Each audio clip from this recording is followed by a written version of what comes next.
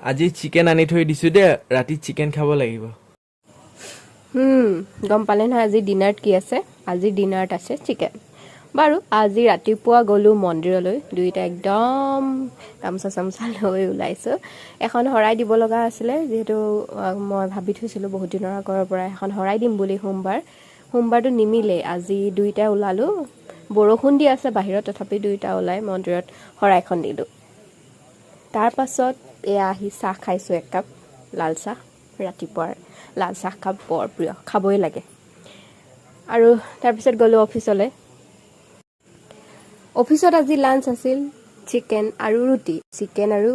ৰুটি খোৱালে মিঠুবাই বাৰু তাৰ পাছত গ'লোঁ শম্ভুদাৰ হাতৰ চাহকাপ খাবলৈ